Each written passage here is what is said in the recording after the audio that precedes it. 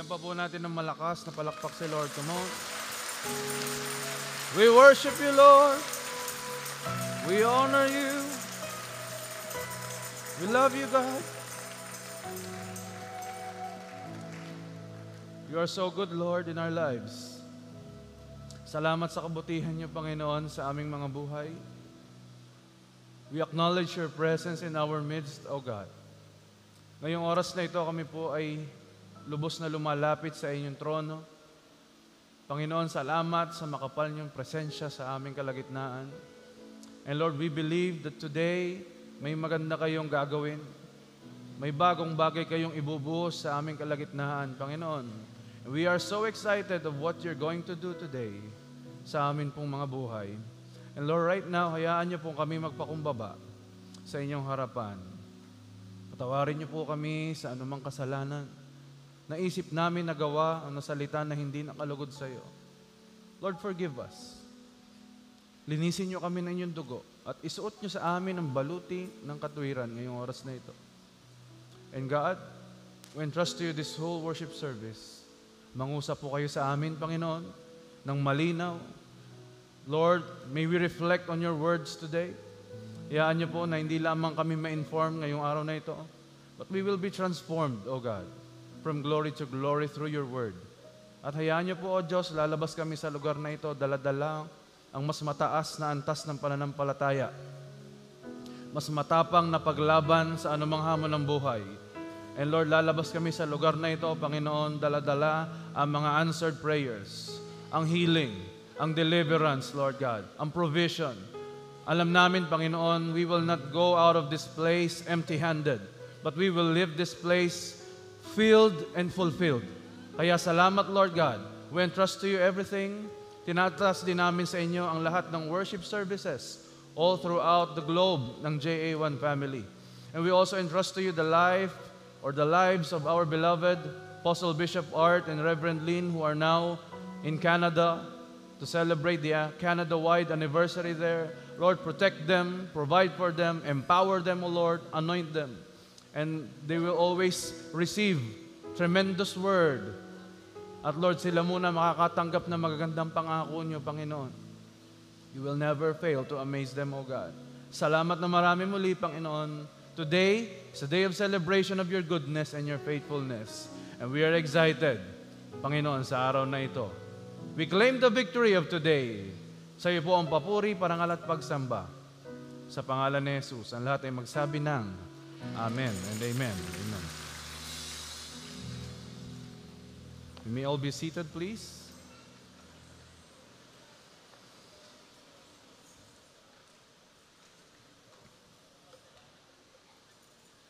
Let us all declare Luke chapter 4, verses 18 to 19. The Spirit of the Lord is upon me, because He has anointed me to preach the gospel to the poor.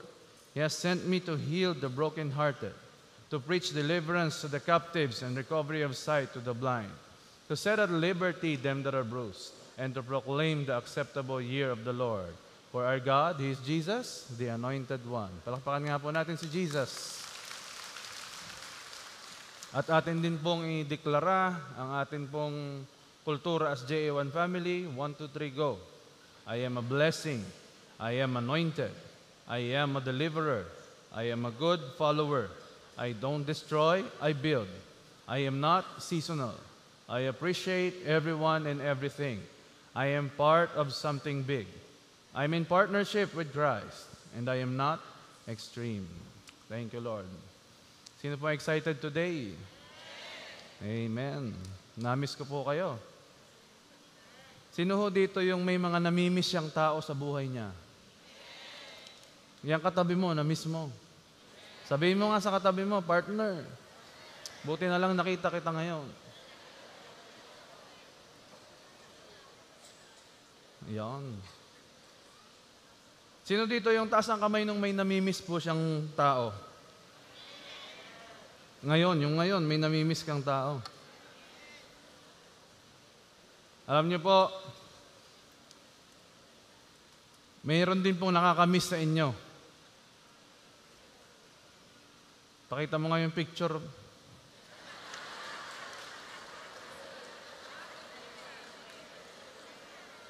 Magkikita po kayo bukas, pero ngayon pa lang ay kumakaway-kaway na siya. Dahil po last day na po ngayon ng August. Bukas ay September na. Pero huwag kang mag-alala, kahit September na bukas, tuloy pa rin ang agos ng pagpapala sa iyo. No worries sa iyong buhay at sa iyong pamilya. Kaya po pag-uusapan natin ngayong umaga ay pinamagatang generational prosperity. Deuteronomy chapter 8, verse 18. But remember the Lord your God, for it is He who gives you the ability to produce wealth, and so confirms His covenant, which He swore to your ancestors as it is today. The Lord will be the one to bless the reading of His word. Meron lang po tayong pag-uusapan ngayong araw na ito na tatlong susi. How we can walk or how we can journey through generational prosperity. So, the first key, pass the ability. Huwag mo nang ilabas yung word.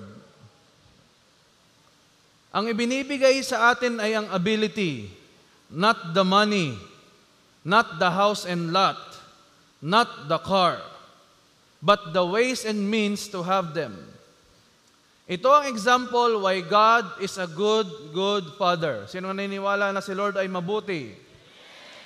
Ang tunay palang good provider, na iipasa niya sa kanyang mga anak o sa kanyang next generations, ang kakayanan na gawin din ang kanyang ginagawa. Yung ibibigay mo doon sa anak mo o sa next generation mo, yung paraan kung paano maghukay ng ginto. Turuan mo kung paano gamitin ang asarol. Hindi mo bibigyan ng ginto lang mismo. Hindi mo bibigyan ng anak mo ng isda lamang. Kundi ang ibibigay mo sa kanya ay lambat o kaalaman o strategy kung paano makahuli ng isda. Yan kasi ang ginagawa ni Lord sa atin bilang mga anak niya. Hindi tayo ini-spoil ni Lord. Sabihin mo sa katabi mo, hindi ka spoiled, brat. Bagkus, ini-improve niya ang ating karakter sa pagharap ng mga challenges ng buhay, gaya ng kakulangan. We do not just pass the assets. Yan, ngayon mo ilabas, kapatid. We do not just pass the assets to our next generation. We pass the abilities. Sino po dito ang mayroong magulang na negosyante? Raise your hands. May tatlo pala din naman. Taas ang kamay nung siya mismo yung negosyante. Okay. Taas ang kamay nung magkakaroon ng magandang negosyo. Lord, yung hindi nagtaas, alam nyo, mapalad kayo kung kayo po ay may magulang na negosyante o business-minded. Kasi pauunlarin ni Diyos yung negosyong yan. At ipamamana yung negosyong yan sa iyo. Kaya ikaw, ma-involve ka dyan sa negosyong yan. Bilang anak o bilang next generation. Para magka-heart ka rin sa pagninegosyo, ituloy mo yung nasimulan ng iyong magulang. Pastor, ito ang problema ko. Hindi ko hulin niya yan. Ako'y engineer. Ay ang negosyo po ng aking mga magulang ay tinapa. Pwede ko hubang i-engineer ang tinapa? Alam mo, wag mong ikakatwiran yon. Kasi nakaka-relate ako sa iyo. Kagaya ko rin ikaw. Akala ko mag-aartista ako. Pero nagpastor ako. Hindi ko linya to. Pero tumugon ako sa Panginoon. O kung ikaw ay anak na naririto, naaatim mo ba na ang negosyo na ipinundar o itinayo ng iyong mga magulang ay ibebenta mo lang sa iba para yung iba ang makinabang? Kaya ba yun ang loob mo na yung pinagbaguran nila ng ilang dekada? Ikaw, na sumambot nito, ayoko niyan. Daddy, ayoko. Pamimigay ko yan, ibebenta ko yan. Kaya mo talaga yon. Binuhusan niya ng puso, pawis, ng iyong magulang. Hindi na lang ito simpleng negosyo, anak, sasabihin sa'yo. Hindi ito simpleng negosyo. Ito'y isang family legacy na. Ito ay isang legacy na ng ating pamilya. Pansinin ho natin yung mga may successful na negosyo, yung mga nagtatagal na negosyo. They are those that are handed down from one generation to another. Sino ho dito ang nakakaalam nung masarap na hopya? Tipas. Tipas Bakery. Sino ho nakakatikim na niyan? Taas ng kamay. Kakaunti pa?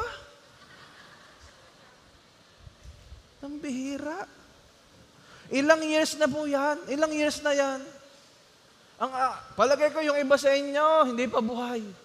Meron ng tipas. 37 years na po ito. For your information. Ang nagtayo ho nito ay si Nanay Belen Tipas. 1988. At ngayon po, wala na si Nanay Belen, pero ang nagtutuloy ay ang kanyang anak na si Alicia. At tinuturuan na rin ni Alicia ang kanyang mga anak para i-manage ang negosyo. Alam niyo, ang negosyo po kasi hindi lang ito pagkita ng pera. Ang negosyo po kasi is adding value to other person's lives. Binibigyan mo ng pangangailangan, services, ang isang tao upang makadagdag ito sa alawan ng kanyang buhay. You are indirectly helping the lives of other people. Bakit po successful ang mga Chinese sa negosyo? Kasi po, bata pa lamang, 11, 12 years old, yung mga anak na yon involved na. Sila po ang nagbibilang, nag-i-inventory, sila ang naglilista, ay mga 11, 12 years old. Habang nag-aaral, kasama ng magulang sa negosyo. At syempre, binibigyan din ng sahod yung anak. Kaya paglaki nito, alam niya na ang dapat gawin. Ito, siguro naman po lahat tayo. Sino hong nakapasok na sa SM? Abay, iilan pa din ang nagtaas eh. Ibig sabihin kayo agwanta sa Baymol at sa... Ang SM ho'y 1958 pa bukas na. Nag-umpisa ho ito sa maliit na shoe store. Actually, si Henry C. nga po ay nag-umpisa lang sa isang pares ng sapatos.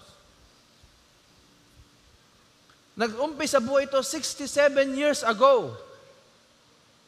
At ngayon, SM is one, if not the top, but is one of the top 3 richest corporations in the country. Wala na po si Henry C. Sr. Sino ang nagmamanage ngayon? Mga anak niya at mga apo. Ano po ang puntos ko dito, mga kapatid?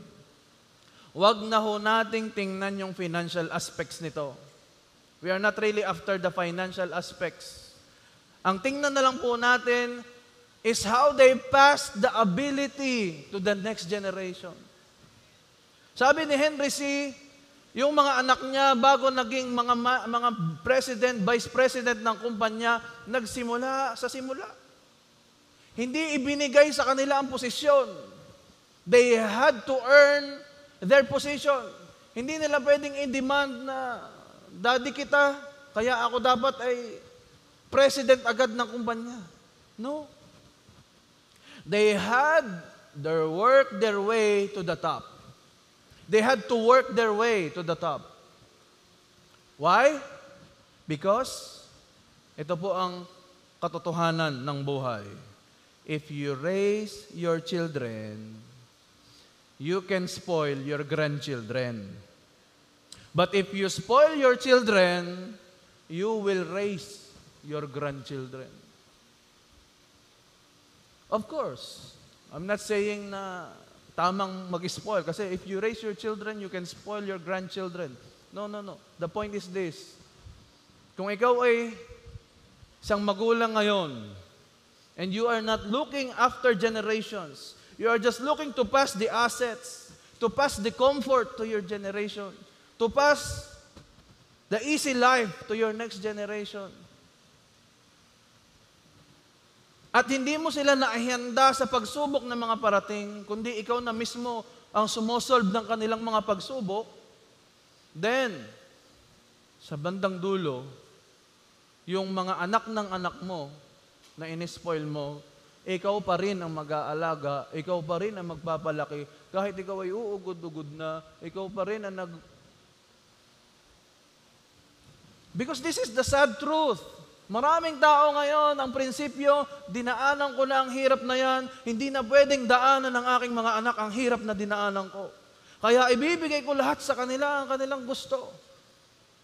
But if you do that principle, hindi biblical yon. Maganda mang pakinggan, but that is not the reality of life. Ang gawin mo, ihanda mo yung anak mo, i-prepare mo yung kanyang abilidad, bigyan mo siya ng mga teknik kung paano mapaglabanan ang mga pagsubok sa buhay. Hindi ikaw ang kanilang superhero. Hindi ikaw ang lagi magliligtas sa kanila pag sila ay namomroblema. They have to learn to stand and build their own characters. Because if not, they will be a problem in society. At natahimik ang bansang Pilipinas.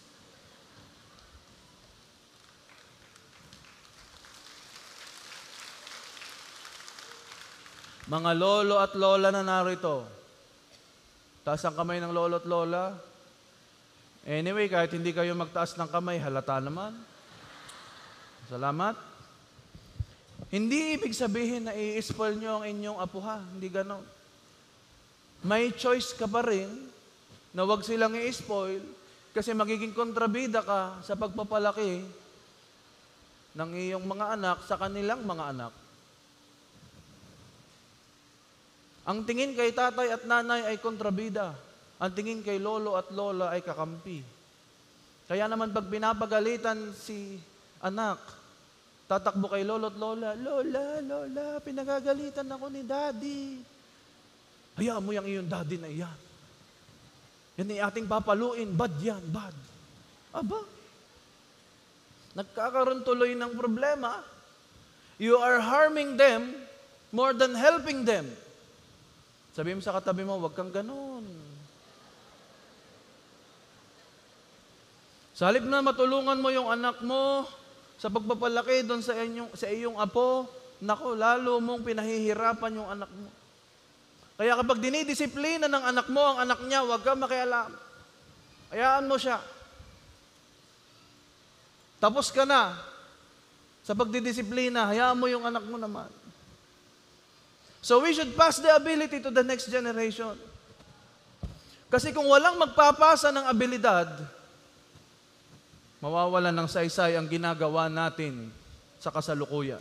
That's why I am personally very involved in the next generation.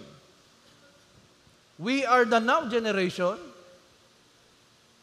but the next generation is the youth. That is the reason why I am very much involved in their lives. Sa ating mga leaders sa youth, I want to know, ikaw ba'y may girlfriend, ikaw ba'y may boyfriend na?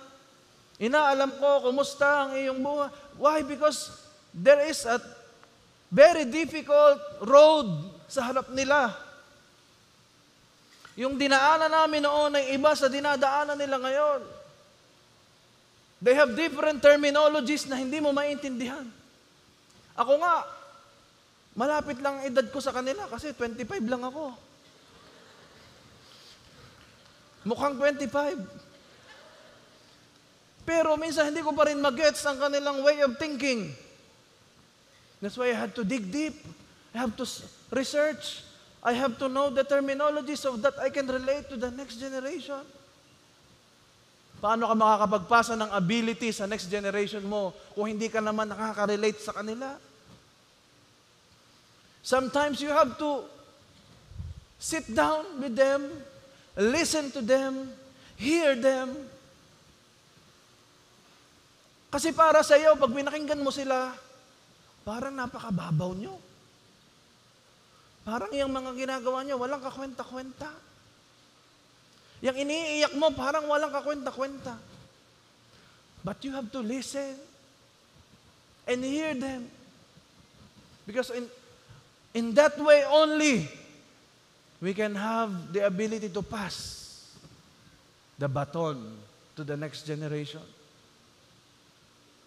That's why meron po akong certain burden to always see that our youth, our next generation are doing well, serving well, loving well, glorifying God in their lives. Kaya kung meron ka ditong anak na nasa ages 13 to 22, i-involve mo na yan sa anointed youth natin. Huwag mo nang laging yakakin agad pa uwi. Hindi ako makakasama sa gathering ng youth dahil ang aking magulang, ako po'y laging niyayaya na agad pa uwi. Hindi ko alam bakit ang aking amay lagi nang gusto'y pa uwi. Pag uwi naman ho'y magse-cellphone din lamang. Hindi ko alam. Mga magulang, hayaan ninyo ang inyong mga anak na maglingkod. Na sa murang edad nila, mabuild na agad sa kanila yung ability to serve God. Para tumaas ang kanilang pananampalataya. Hindi nga po, kaya nga po na-attend na sila ng Sunday service, yan na po ang nagpapataas ng kanilang pananampalataya. No. They need a daily, kung pwede lang, daily service. So that their spiritual needs will be met and fulfilled. Kaya kung may anak ka, ayaw mong pasamahin sa anointed youth, hanggang ngayon, please mag-isip-isip ka. Push them, motivate them, pondohan mo, pamasahihan mo, bigyan mo ng baon, pagpupunta sa gawain. Pero ikaw naman, anak ha, huwag kang magsasabi na, ako'y pupuntang church, yung pala may ka-date ka, madadala ang iyong magulang. Pass the ability to the next generation. Number 2. What ability ang binanggit ng Deuteronomy chapter 8 verse 18? Produce the wealth. Basahin nga po natin. 1, 2, 3, go. Alam nyo, iniisip ko po ito eh. Paano ang tao magpuproduce ng wealth? Kasi lahat naman ay na-produce na ni Lord. We cannot really produce anything. We can reproduce, but not produce them. So anong ibig sabihin itong produce the wealth? Ability to produce the wealth. Nung aking tiningnan sa Hebrew translation, ang wealth, ang ibig sabihin pala nito, in Hebrew, is the word chayil. Chayil. Ang basa po dyan ay chayil. Basahin nyo nga.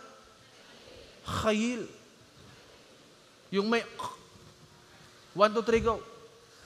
Yan. Parang may dahak na eh. Yun po talaga ang basa. Chayil. Ang ibig sabihin po ng chayil is virtue, valor, might, and strength. Yan po yung ibig sabihin nung sa pinaggamitan sa Deuteronomy 8:18 to produce the wealth. It means to produce chayil. Minsan, ginagamit natin ng Deuteronomy 8:18 sa pinansyal o material. Hindi pala. It is way more than wealth or possessions or material things. Alam niyo kung ano ang pinag-uusapan dito? Sa chayil, ibig sabihin, integrity. Sabihin natin integrity. Ang kailangan mo palang mapasa na abilidad sa anak mo is to produce integrity in them.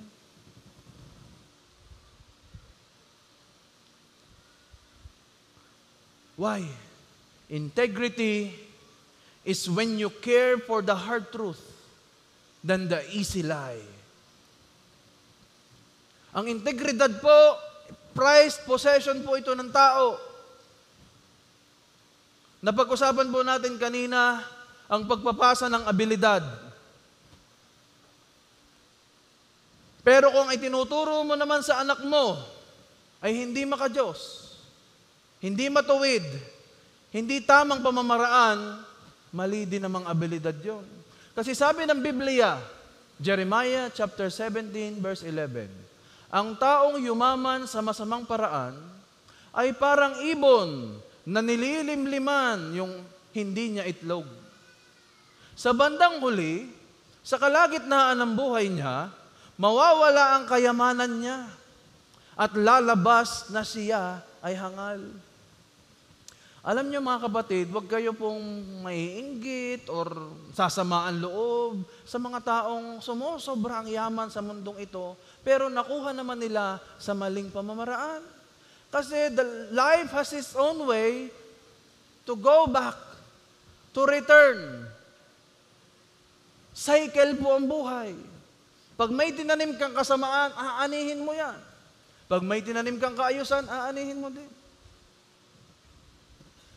Ang justice po ng Diyos ay laging umiiral.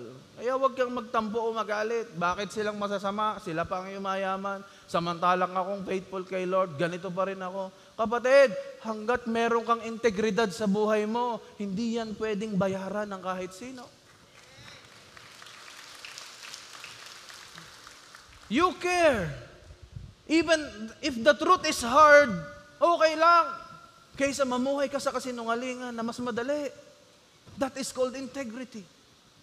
Kaya yung mga nai-involve dyan sa mga flood control na yan,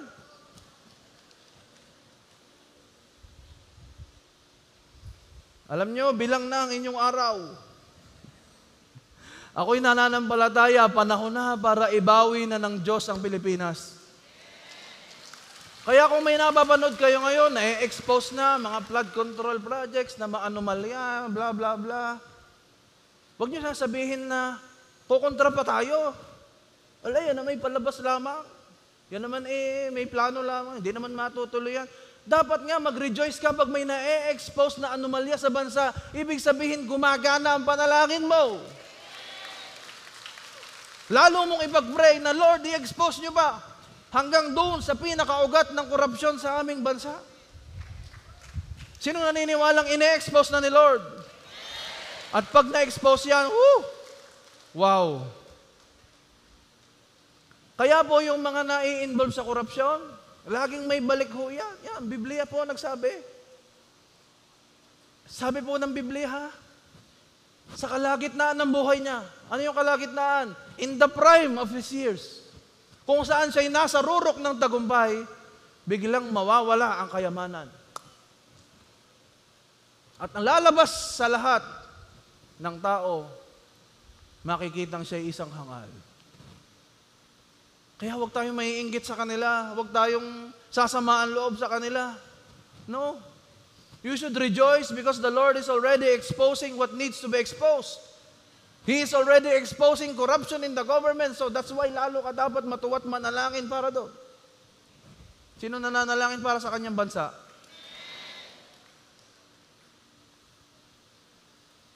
Laging may balik po yung mga illegal na trabaho na yan sa gobyerno. Ang kailangan po talaga natin ng mga lingkod bayan ay yung matutuwid, maka-Diyos, mga born again. Kaya sa darating na halalan, huwag niyo pong kakalimutan, atin pong iboto. Biglang ng kandidato no? Hindi niyo naitanong, akin pong childhood dream. Ako'y bata pa, childhood dream ko, maging mayor ng Batangas City. Pero alam ko, hindi yun ang aking pagkatawag.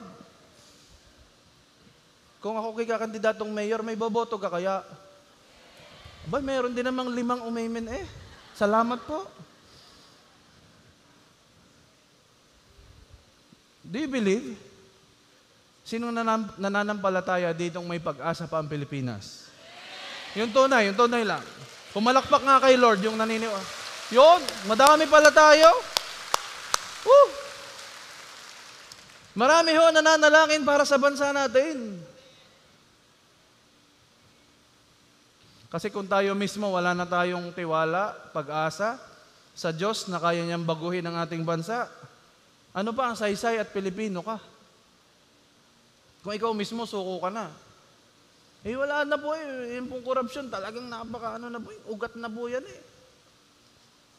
Just continue praying for our leaders, for our nation, because we believe may ginagawa si Lord sa Pilipinas. Sabihin mo nga ng malakas, may ginagawa si Lord sa Pilipinas. Sabihin mo sa 3 tao, sa 2 katabi mo, may ginagawa na si Lord sa Pilipinas. Amen? When I was praying, Lord, anong meron sa Pilipinas? Ba't kami napili mo?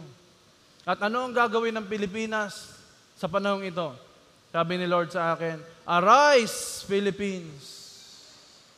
You are a chosen nation.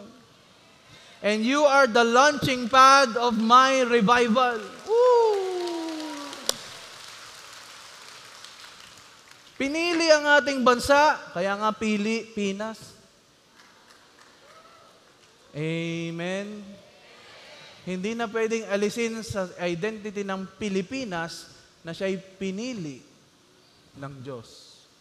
At ang sabi niya, dito sa inyong bayan, uumpisahan ko ang napakalaking revival ng aking kapangyarihan na ikakalat ninyo sa iba't ibang bahagi ng mundo. At kabahagi ang JA1 family doon. Sinong kabahagi doon? Pero bago mangyari yan, simulan mo muna sa iyong sarili. I-maintain ang integrity.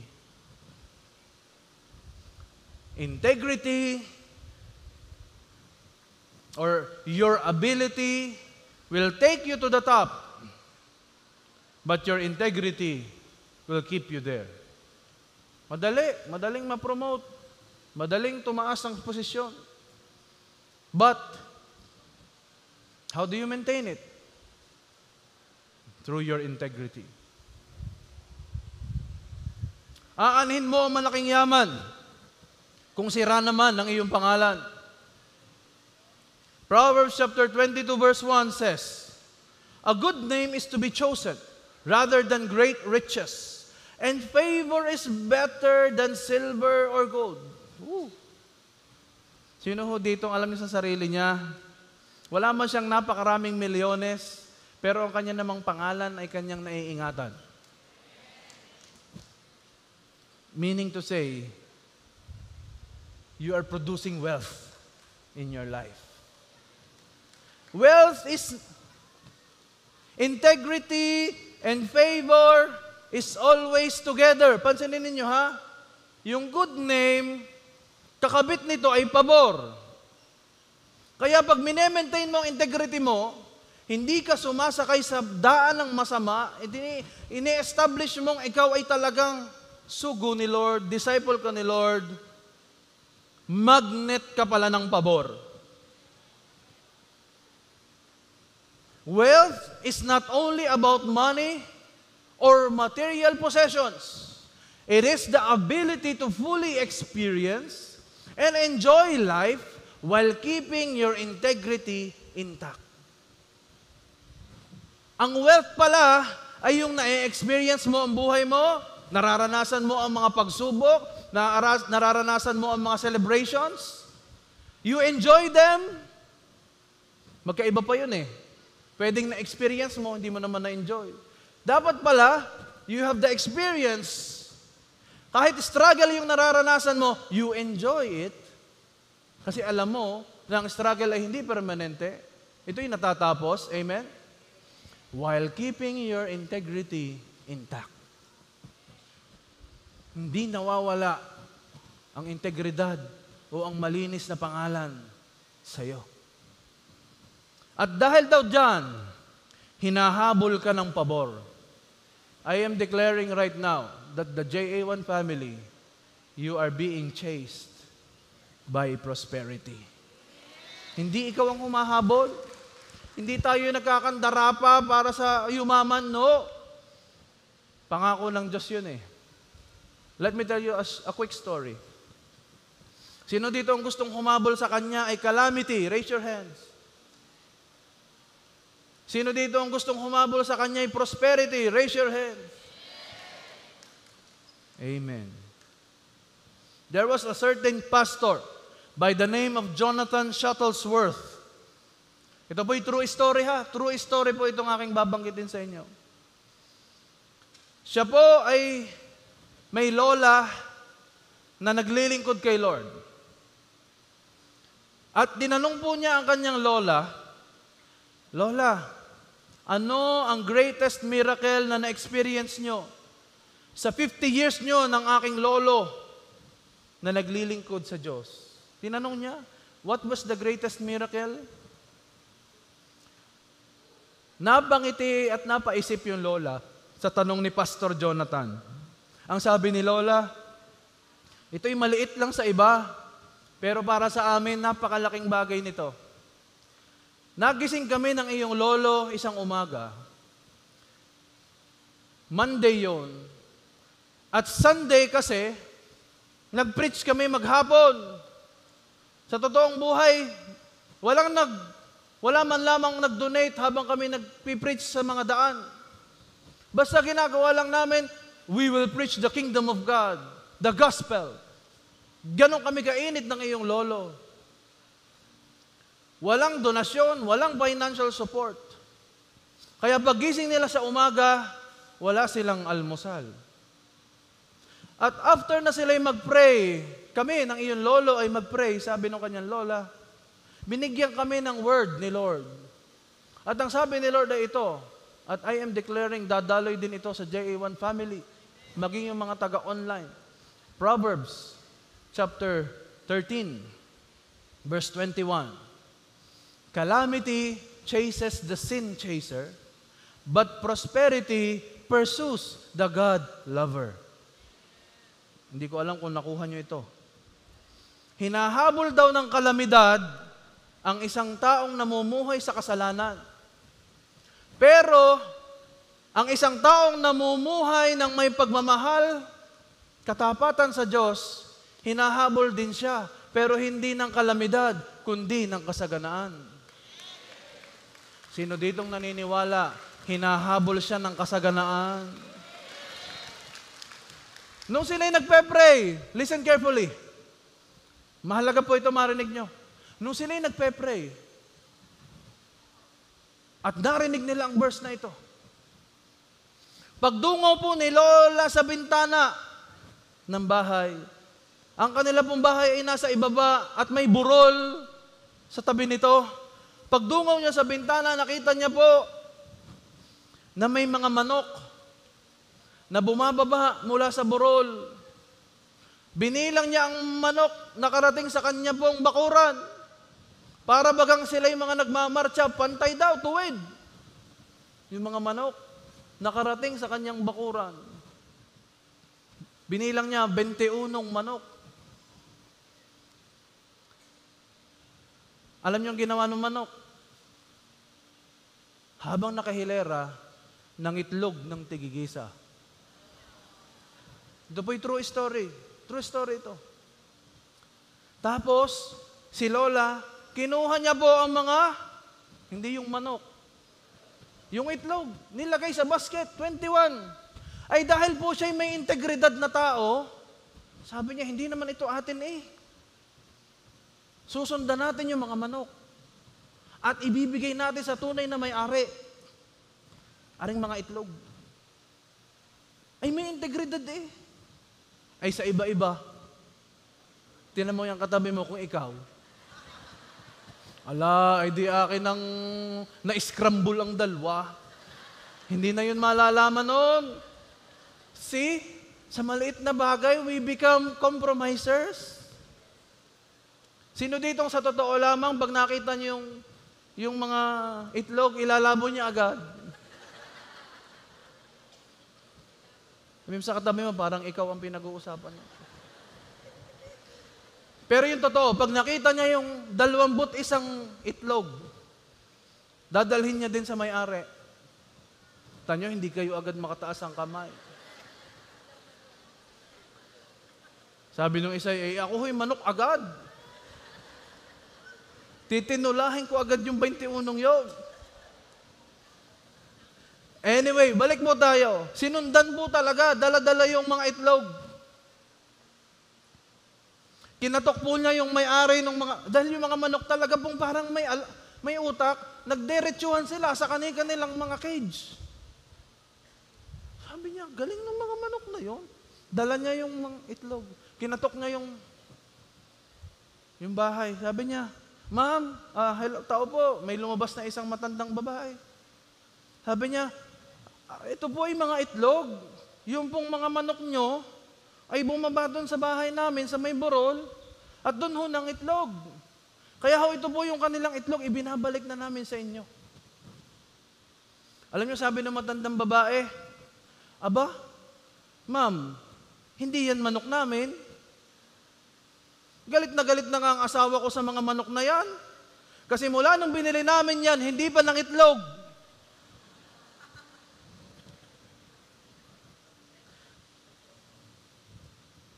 Sinong nakikita ang kilos ng Diyos doon? Mula nang binili namin ho yung mga manok na hindi pa nangingitlog. Pero bakit doon sa isang taong may integridad at may pananampalataya sa Diyos, yung imposibleng mangitlog ng itlog? Hindi pa tapos. Ang sabi po ng matanda na may-ari ng mga manok, ay ganon, ay hindi ako naniniwala sa iyong nangitlog yung mga yan. Ay kung gusto mo, iyon na, yung mga manok.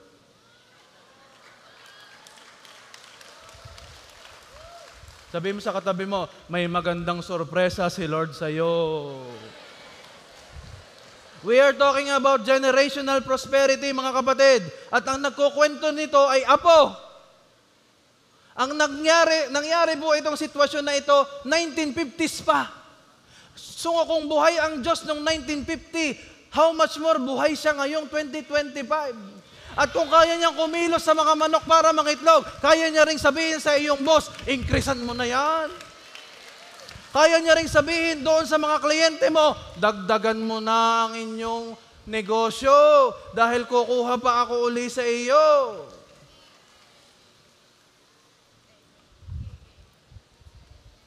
Hindi ba ho tapos?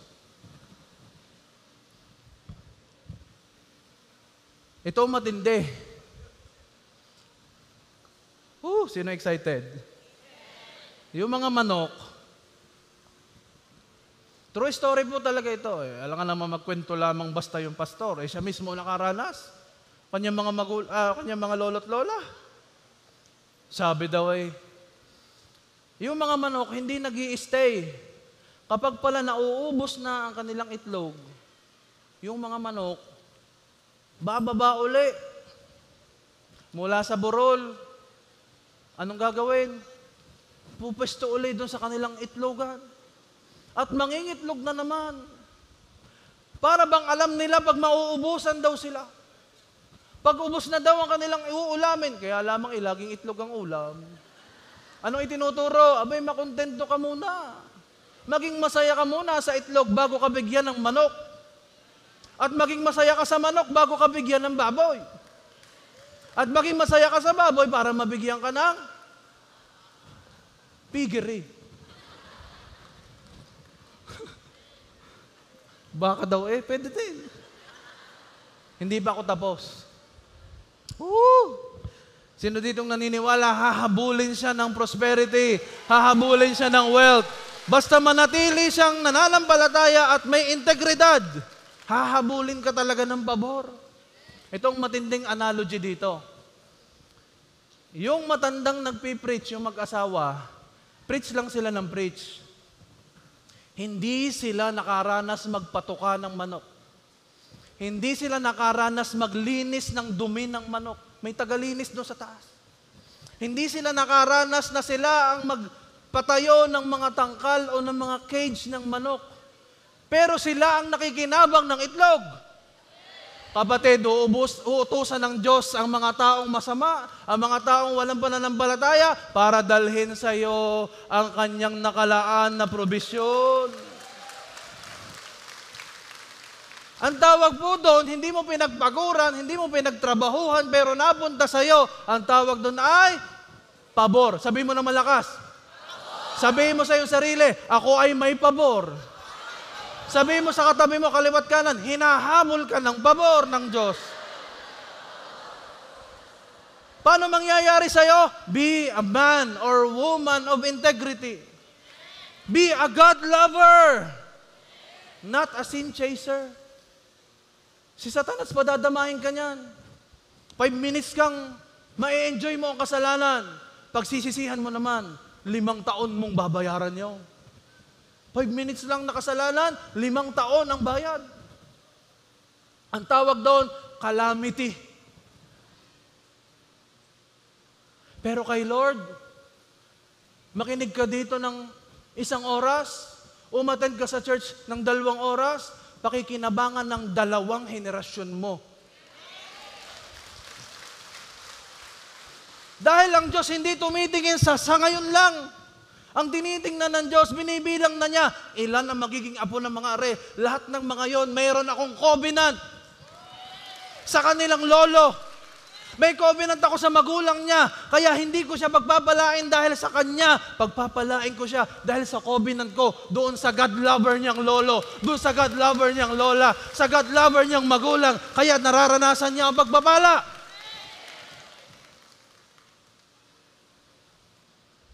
Para sa iyong sunod na henerasyon.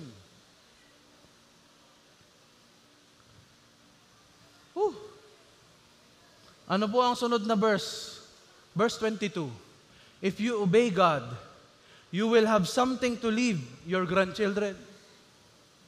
If you don't obey God, those who live right will get what you leave. Parang hindi nyo nakuha. If you obey God, you will have a legacy, a wealth, na may ipasa mo sa iyong mga apo. Pero pag hindi mo sinunod ng Diyos, 2 oras ka na nga lang dito, tinatamad ka pa. Pilitin ka palagi, hilahin ka pa church. Kung hindi ka pa usukan ng tambutso sa mukha, hindi ka babangon.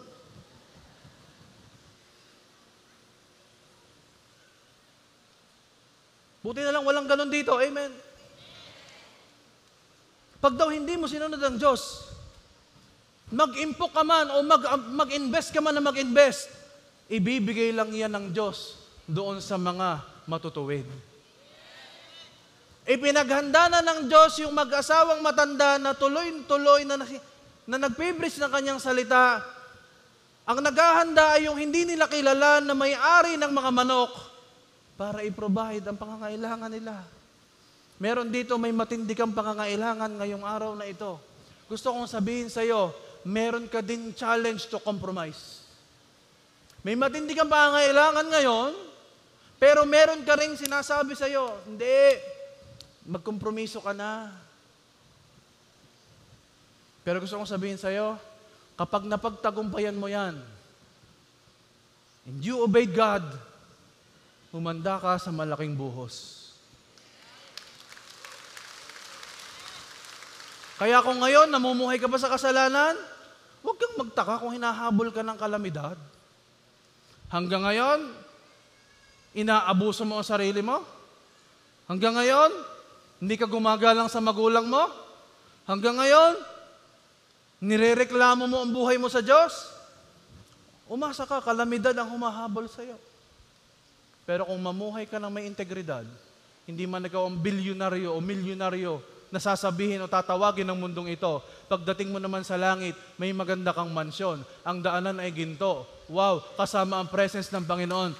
At yun po'y walang katapusan sa piling ni Lord. Are you still with me? Pangatlo at panghuli, na susi sa generational prosperity is that you have to point to the covenant. You pass the ability, you produce the wealth, which is integrity, more than any riches. And number 3, you point, ituro mo, hindi yung pangako, ituro mo yung tipan. Dito po nakasalig lahat ang generational prosperity sa covenant. May tipan si Lord. Sabihin mo nga, tipan. Yung kaninang hopya, tipas yun. Pero ngayon, pag sinabing covenant, tipan. Sabihin mo ulit natin, tipan. Iba pa ito sa pangako. Kumbaga, ito ay mas mataas na level. Dahil salig dito ang sunod na henerasyon. Sa pangako, personal yun. Most of the time, personal. But the tipan, the covenant, kahit yung anak mo, yung apo mo, makikinabang doon. At yun ang dapat ituturo mo lagi. Lord, may covenant ka sa aming mga ancestors. May covenant ka kay Abraham. Kay Moses, ay kami nasa lipi ni Abraham, kaya karapat dapat kami mag-claim. Ang tawag doon, you are pointing to the covenant. Genesis chapter 15, verse 9 to 10. Ito po ay yung pagpapatibay ng Genesis chapter 12, verse 1 to 3. Alam niyo pala, ang tipan, dapat pala ito pinagtitibay. Kagaya po ng ating mga batas sa Pilipinas, gagawin ng Kongreso, idadraft nila ang House Bill at Senate Bill. Tapos, kailangan itong i-ratify, pagtitibayin. At yung ratification na yon, pumipirma ang mga mababait na senador at mababait na kongresista. Pumipirma. At pipirmahan din ng mabait na presidente. At magiging batas. Pero bago maging batas, kailangan niraratify. Pinagtitibay. Kasunduan nga ito ng maraming tao, kaya dapat lahat ay nagkakasundo. At ito ang ginawa sa Genesis 12, 1 to 3. Yahweh said to him, bring me a heifer, a female goat, a ram, each 3 years old, also a turtle dove, and a young pigeon. Verse 10. Anong gagawin daw sa mga hayop? So Abram brought the animals to him and killed them. He cut them in two, except the birds, and laid each half opposite the other in 2 rows. Pagkatapos daw kunin yung mga hayop, pinatay ni Abram at kanyang inilatag sa field yung hati-hating carcass ng mga hayop. Sino ho dito yung naranasan niya na mapagbintangan sa isang bagay na hindi niya ginawa? Lalo na yung mga bata. Anong sasabihin natin sa nagbibintang? Pexman? Sasabihin pa ng iba, Pexman, mamatay man. Aba? Alam nyo, biblical yun. Ito yun eh. Paano nangyari? Pero please, wag mo itong basta-basta gagamitin na, Pexman, mamatay man ako, mamatay man ang... Ang dami nating mga sinasabing gano'n noon. Maling-mali yun. Ito pala'y ginamit noon sa panahon ni Abraham. Ito pala'y tradisyon ng mga Hudyo na kapag papasok sa isang tipan, kinakailangan yung mga hayop ay gayatin sa gitna, ilatag sa daan, upang yung nagsasalita ng kanyang covenant, dadaanan niya yung mga hayop na nabiyak sa gitna, symbolizing, sinasabi niya na Pexman, mamatay man ako, hindi ko bibiguin yung aking sinabi sa iyo. Sinasabi niya dito, ano man ang mangyari, faithful ako sa sinabi ko. Buhay ko ang nakataya. Pangalan ko ang nakataya. Ganyan pala yun. Bakit? Anong sunod na verse? Sa verse 17 to 18. When the sun had set and it was very dark, there suddenly appeared a smoking firepot and a blazing torch that passed between the split carcasses. dumaan bala bigla doon ang apoy ng Diyos. Nagsisignify ang apoy na si Lord ang nangungusap. At sabi sa verse 18, on that day, Yahweh entered into covenant with Abram. Pumasok na si Yahweh sa covenant kay Abram noong oras na yon. Kasi yung apoy ang nag-signify na sinasabi ni Yahweh sa kanya, Pexman, buhay ko man ang kapalit, ipufulfill ko sa iyo ang Genesis chapter 12. At ito po ang sabi sa Genesis chapter 12 verse 1 to 3. Alam natin. Now Yahweh said to Abram, leave it all behind, your native land, your people, your father's household, and go to the land that I will show you. Verse 2, follow me and I will make you into a great nation. I will exceedingly bless and prosper you. Sino yun? I will make you famous so that you will be a tremendous source of blessing for others. Woo! Verse 3, I will bless all who bless you and curse all who curse you. And through you, all the families of the earth will be blessed. Kung ito ay ibinigay na covenant kay Abraham, at dahil dito ay hindi lamang makikinabang ay si Abraham, kundi lahat ng pamilya, lahat ng tinawag ng Diyos, we are spiritual descendants of Abraham. Kaya kasama ka sa nakikinabang dito. Kaya para sa iyo ang Genesis chapter 12. Ang tawag dito, this is the universal calling of JA1 Church.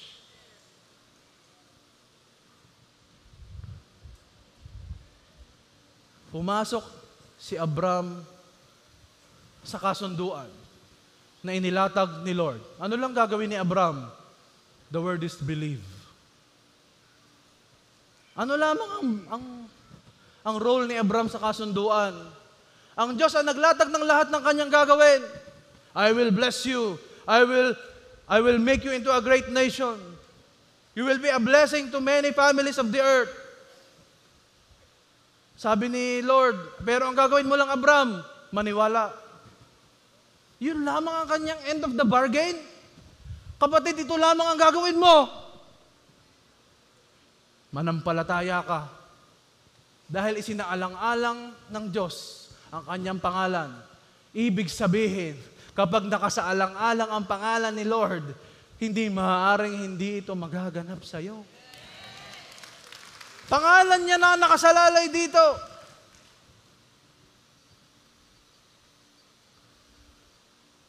This is the Abrahamic covenant. Pero, gusto ko rin tingnan mo ang Mosaic covenant. Exodus chapter 20 verse 4. You must not make any idols. Don't make any statues or pictures or anything up in the sky or of anything on the earth or anything down in the water. Why? Kasi sa verse 5, matindi ang sinabi. Don't worship or serve idols of any kind, because I, the Lord, am your God. I hate my people worshiping other gods. And people who sin against me become my enemies, and I will punish them. Itong matindi. I will punish their children. I will punish their grandchildren. I will also punish their great-grandchildren. Kasi non-negotiable ang kapagiging dakila at Diyos ni Lord. Walang ibang dapat sambahin ang tao kundi siya lamang. At dahil ayaw niya ng ganitong klaseng pagsamba sa Diyos-Diyosan, sabi niya, ang kaparusahan, hindi lamang sa iyo, pati sa iyong anak, pati sa iyong apo, pati sa iyong apo sa tuhod. Kapag sumaway ka pala sa Diyos ngayon, marami ang apektado. Yung mga taong walang kamalay-malay, maaayos namang tao, nadadamay dahil sa sumpa na dumaloy sa henerasyon. Ang tawag po dito ay iniquity. Sabihin nga natin, iniquity. May kilala ba kayo na isang Kristiyano? Mabait naman siya. Maayos naman siya. Pero hindi na makaalis sa kahirapan. O kaya naman, Kristiyano siya, naglilingkod kay Lord. Malaging may issue sa pamilya. May brokenness inside the family. O kaya naman, may hereditary daw na sakit, namamana ang sakit. Maayos naman ang kanyang lifestyle, pero biglang nagkaka-cancer. Hindi po ito genes lamang o hereditary lamang. Meron itong spiritual implication. Mayroong tinatawag na iniquity o the sins of the forefathers. Ito'y kasalanan ng iyong mga lolo, lola sa tuhod na kahit ikaw hindi mo na alam na meron pala. At take note, damay tayo. Kahit po born again ako, yes, dahil ito'y parang string na kailangan putulin. At kapag ikaw'y nakadugtong pa dito, kahit pa ikaw ay anong gawin mo, oo, maliligtas ka. Oo, born again ka na. Pero, hindi mo mararanasan ang buhay na ganap at kasiya-siya. Salamat sa deliverance. May mga milagro ang Diyos. Napuputol ang generational curses. Alam mo kung bakit hindi maputol? May tinatawag na legal right. Sabihin nga po natin, legal right. Ay ano yung legal right na yan, kapatid? Kaya hindi makakilo si Lord kasi hindi makabuhos ang kanyang pagpapala dahil merong legal right ang kaaway sa buhay mo. Hanggang ngayon, hindi mo ba maisuko ang isang parte ng buhay mo? Makasalanan ba yung isang bahaging yan? May bisyo bang nakakasira sa iyong katawan? Ito'y legal rights ng kaaway. Tinanggap mo na nga si Jesus bilang Savior mo. Pero hindi buong bahay ang pinananahanan ng Diyos. Garahe lamang siya. Pero yung buong bahay kay Satanas pa din. Hindi ho siya nanghihimasok. Papasok lamang siya kung iniimbitahan mo. Hindi kaya ni Satanas, trespasser yun eh. Pero si Lord, kung gusto mo akong papasukin sa buhay mo, papasok ako. When the Lord provides, He is not looking only to you but beyond you. Kaya pwede ba ngayong araw na ito, para talagang wala nang paliya ang generational prosperity, isuko mo yung anumang legal right ng kaaway. Baka may namumuhay pa dyan sa secret sin. Baka meron dyan, hindi mo pa rin matanggap. Nasaktan ka pa rin, hindi ka nagpapatawad. Legal right yan ng kaaway. Kaya hindi mo maranasan ang magagandang plano ng Diyos. Panahon na para isuko mo yan. Sabi mo sa kaliwat kanan mo, may isusuko ka ngayon. At pag isinuko mo naman yan, meron ding matindi. Kung kanina, 4 na henerasyon ng parusa. Pero kapag ka nagsuko ka, Exodus chapter 20 verse 6, But I will be very kind to people. Napakabait daw ng Diyos sa mga taong minamahal siya at sinusunod ang kanyang utos.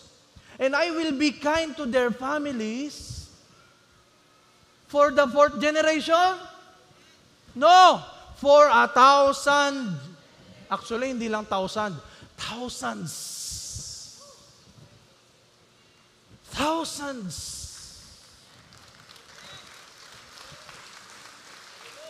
Kaya hindi mo alam ngayon, kaya ka nakakaranas ng matinding matinding kahirapan, matinding curse. May nagka-problema sa 3 henerasyong nauna sa'yo. At kung ikaw na may nakakaranas ngayon ng napakasaganang buhay, hindi mo alam, sa 10 henerasyon na nauna sa'yo, meron pala dong matinding lingkod ng Diyos na hanggang ngayon, pinakikinabangan mo. Ito ay dedeklara natin sa ating sarili. I am a generational curse breaker. Sabihin mo nga ito ng malakas. 1, 2, 3, go. Yung mas may power. 1, 2, 3, go. Ano ibig sabihin yan? Sa'yo matatapos at mapuputol ang curse. Kung meron man. At ano pa po ang dapat mong ideklara sa iyong sarili? Generational curses end with me. And generational blessings start with me. Tapos na sa aming henerasyon, hindi na ako papayag na ang sunod na henerasyon maranasan pa itong naranasan namin noon. Kaya ako, susunod ako kay Lord. Kaya ako mamumuhay ng may katwiran para yung sunod kong henerasyon. Hindi na curse ang kanilang manahin, kundi blessings naman. Because generational curses will end with me. And generational blessings will start with me. Today. Sabihin mo sa iyong sarili, ngayon na. Pwede bang tumayo tayo ngayon? Sinong na-excite dito? Isusuko mo muna ang legal right ng kaaway sa'yo para talagang mangyari that the generational curses will end. And that generational blessings will start with you. Come on, habang ikaw ay nakayukot, nakabikit ngayon, sa pagtayo mo, isipin mo na sa iyong sarili, baka meron ka pang nagagawa na hindi ka lugod-lugod sa Diyos. Baka magagaliting ka pa. Baka hindi ka pa nagpapatawad. Kapatid, panahon na para tapusin mo sa iyong linya, sa iyong henerasyon, ang generational curse.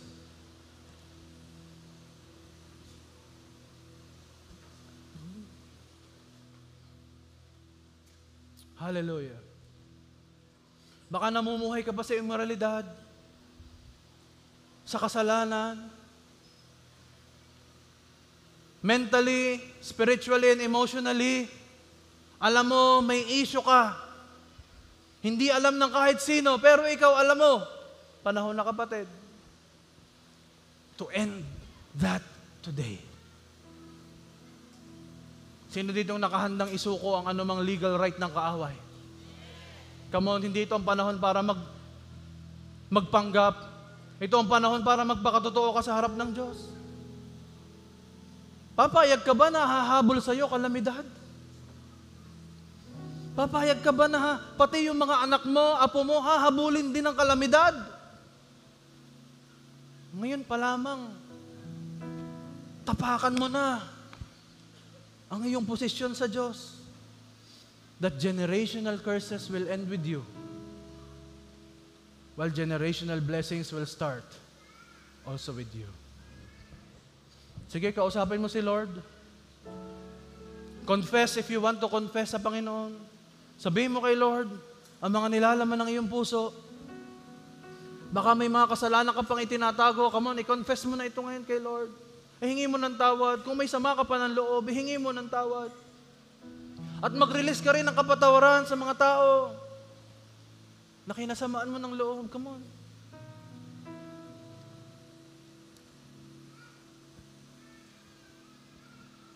Yes, Lord, hear the cry of your people. Come on, the Lord is here. Talk to Him. He's listening. You know who you are. Kilala mo ang pamilya mo. Kilala mo ang background ng generation mo. Baka may background dyan of idolatry. May background of necromancy. May background ng korupsyon. Panahon na para ikaw, ihingi mo rin ng tawad ng iyong mga naunang henerasyon. You can do that. Maaaring hindi mo na sila kilala, pero malaki ang chance na meron dyan. Sige. Ihingi mo ng tawad ngayon ang iyong lolo, lola. At huwag mong hahayaan na dumaloy ang curse sa'yo. Ang iyong mga magulang, hingi mo ng tawad sa Lord in behalf of them. Hallelujah. Right now, God, in the mighty name of Jesus, pinuputol ko ang lahat ng generational curses ng lahat ng naririto. Pinuputol ko ang mga strings na ito na nagko-connect sa kanila at sa kanilang mga ninuno na pati curses na meron sila'y dumadaloy sa aking mga minamahal na kapatid. By the sword of the Spirit, I completely cut down and destroy all generational curses of the enemy in their lives. Come on! Agree! Mag-amen ka! Pasalamatan mo ang Diyos sa pagpuputol. Come on! God is cutting down the connections of the enemy in your life. Pinuputol ni Lord ang anumang hindi magandang relasyon. Pinuputol ng Diyos ang lahat ng generational curses mula sa iyong ika-4 na henerasyon bababa. Now, thank you Lord for cutting them down. Yes, may ginagawa ang Diyos. Come on, may pinuputol ang Diyos. May pinawawalang bisa ang Diyos ng mga unholy covenant. Pinuputol ko din, Panginoon, at pinawawalang bisa ang lahat ng mga unholy covenants ng iyong mga anak na naririto. Yes, in Jesus' name, kung meron ditong nanumpa, ginamit ang kanyang buhay, ginamit ang kanyang sarili para sa isang kasunduan, pinuputol ko din ang epekto nito sa kanilang buhay. Siya rabahay. At inaalis ko din ang anumang legal right ng kaaway sa buhay ng aking mga kapatid na naririto. Pinuputol ko itong lahat. Inaalisan ko ng kapangyarihan at ibinabalik ko kay Satanas now in Jesus' name. Ibalik mo kay Satanas. Come on. Ikaw mismo, itapon mo kay Satanas. Ibato mo sa mukha ni Satanas ang lahat ng mga curses na yan na nagpahirap sa iyo at maging sa mga nauna mong pamilya. Kaya ka nagtataka, bakit hanggang ngayon nahihirapan pa rin? Kahit anong kayod, hirap na hirap pa rin. Bakit hanggang ngayon may dumadaloy na kaguluhan sa pamilya? Hanggang ngayon may dumadaloy na kahirapan at sakit karamdaman. Ibato mong lahat iyan kay Satanas ngayon. Pagbilang ko ng 3, hawakan mo lahat yan at ibabato mo sa pagmumukha ni Satanas. In the count of 3, ibato mo yung legal right, generational curse na yan sa mukha ni Satanas. In 3, 2, 1. Sige, ibato mo. As a gesture, ibato mo sa mukha niya. Ibato mo dito sa nasa paa mo si Satanas. Ibato mo sa kanya at tabak-tabakan mo siya. Ibato mo kay Satanas ngayon ang pagpapahirap mo sa aming henerasyon. Matatapos na sa amin. Ibinabato ko sa iyong mukha. Now! Tabakan mo siya. Oh, I can feel the power of God. I can feel the power of God in this place. Habang tinatabak-tabakan mo yan, may nagbubukas sa'yo na manibagong pintuan. And that is the generational prosperity. Are you ready? Are you ready?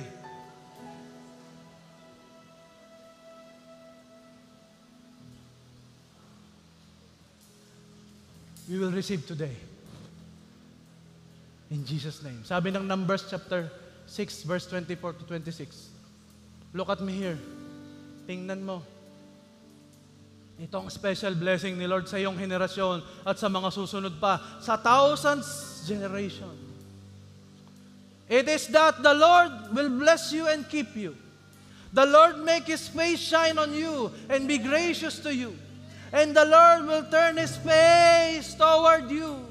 Dati si Lord wala sa'yo ang mukha niya, pero ngayon, nakakaharap na siya sa'yo kasi wala ng legal right si Satanas, kasi wala ng generational curse, pinagpuputol mo na. At anong tatanggapin mong wealth? Anong prosperity ang tatanggapin mo?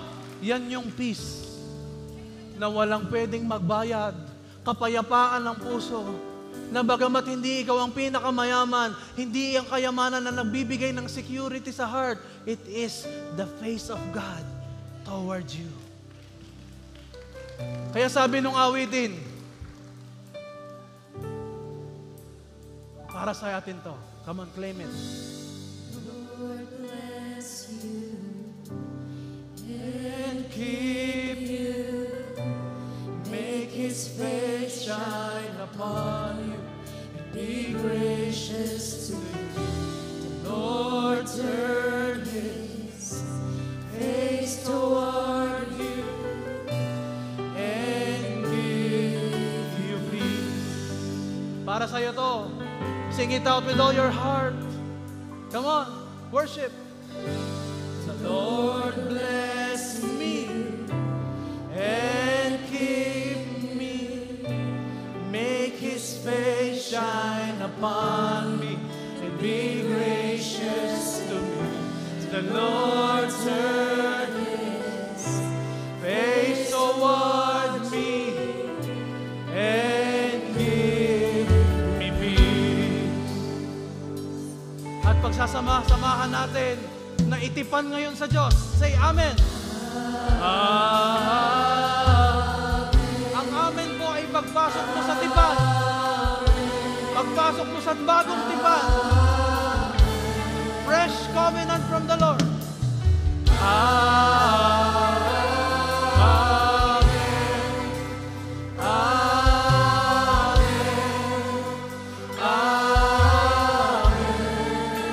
Again, sing, the Lord bless me. The Lord bless me and keep me. Make His face shine upon me. Shine upon me and be gracious to me. The Lord turn His yes towards me and give me peace. Get ready to agree to the covenant.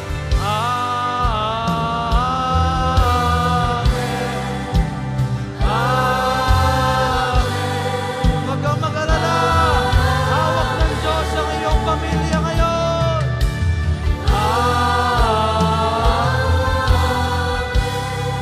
Say,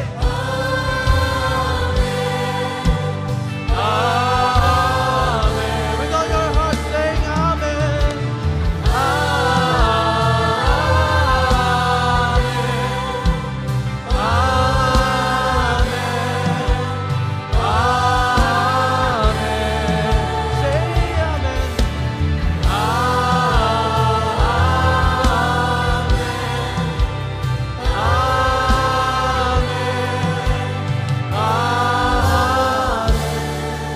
Let this be the declaration to you right now. May His favor be upon you and 1,000. Come on, raise your hand. Para sa'yo to. Family and your children and their children. May His favor be upon you. Declare mo. Sa'yo yan. Pati apo mo. Pati apo mo sa tuhod. May His presence go before you and behind you and beside you, all around you and within you. He is with you. Tuwing kailan? In the morning, in the evening, in your coming, in your going. Oh, hindi kayo umiiyak at nagsasaya. He is for you. He is for you. Yes, His face is on you.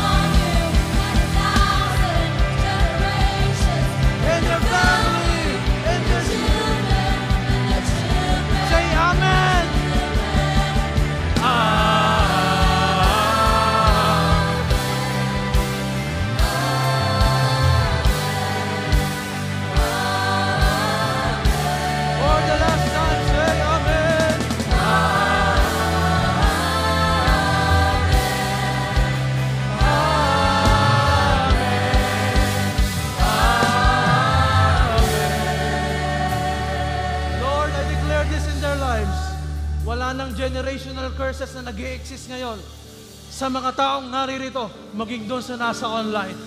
Generational prosperity now starts with us.